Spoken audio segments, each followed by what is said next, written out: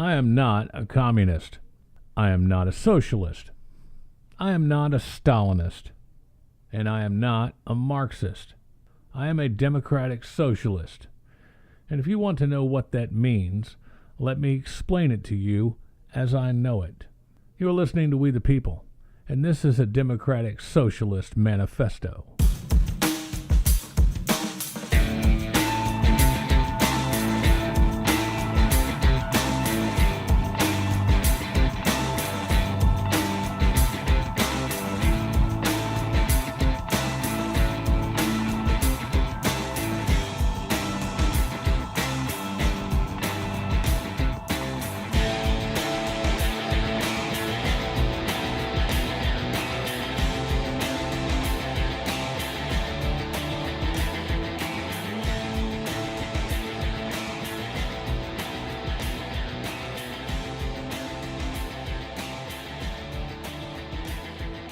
I'm not going to pretend to speak for anyone else but myself in this episode.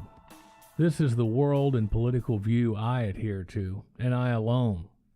It has not been vetted or agreed to by anyone or any formal organization, and that includes Bernie Sanders. Now, to begin with, all American politics has to begin with the Constitution of our great nation, because it is from this document, as well as the Declaration of Independence, that I get my own personal doctrine. The Constitution begins with the words, "We the people." It doesn't say we the corporations, we the moneyed few, or we the people of privilege. It says we the people. And this is exactly what it means. It means that this nation is founded upon the ideal that people rule. The people decide, and the people are the final arbiters of their future. It is for this very reason I feel that the Citizens United ruling was so unconstitutional on its very face. But let's stay on track. We the people, in order to form a more perfect union, establish justice, ensure domestic tranquility, provide for the common defense, promote the general welfare, and secure the blessings of liberty to ourselves and our posterity. Utterly amazing prose there, don't you think? But what does it mean? It means that our founders came together to ensure that they and their children's, which is what we are, their children, that we were assured justice, tranquility, safety, and liberty. These are our basic human rights, right there in those words. Soak that in. You have the right to justice, a right to tranquility, a right to safety, and your liberty. Those things may never be taken away from you in any way. Make no mistake about it, I do mean habeas corpus here. This means the government does not have the right to restrict or restrain you from living your life in happiness and tranquility. Case in point, gay marriage. Restraining a human being from marrying the human being of his or her choice is a restriction, a restraint upon that person's persona and their freedoms. It violates the very essence of our Constitution. It violates your right to a tranquil existence, and it restricts your freedom and impinges upon your liberty and prevents your choice. It is an injustice. The same holds true for the right to an abortion or birth control.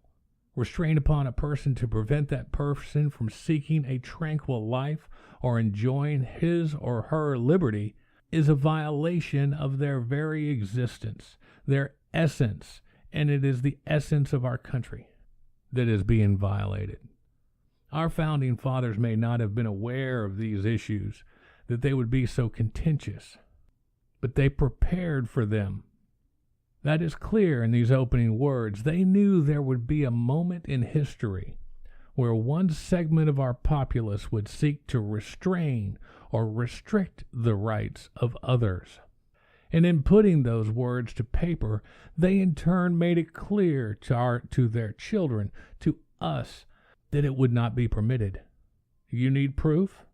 That first part of the Constitution wasn't enough?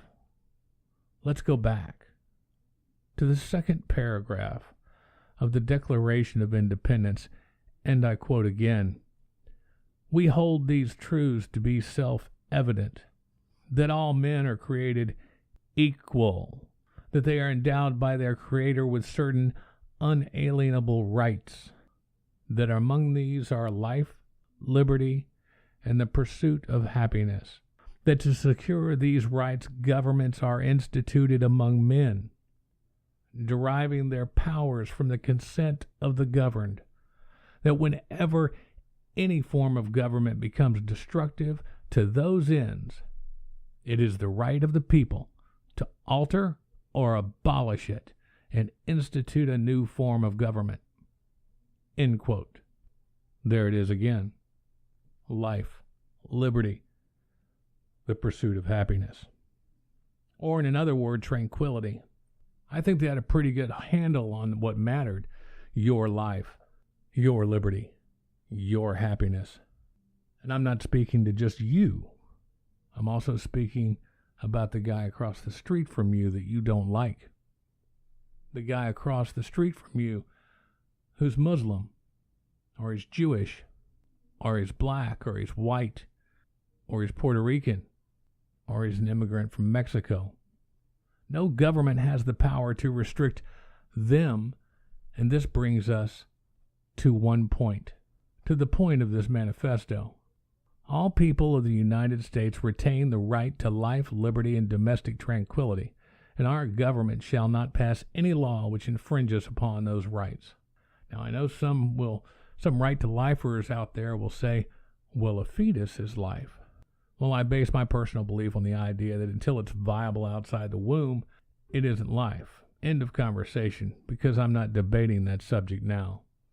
But again, I digress. Then those gun rights advocates, taking away my guns infringes upon my personal liberty. Well, we Democratic Socialists have no interest in your guns or taking them away.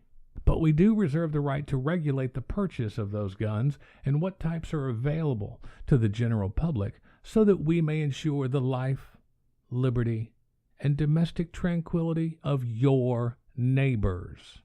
You see, it covers us all. The point I'm trying to make here is a simple one. A democracy is about the people. It's designed for the people. Its very existence is to serve the people.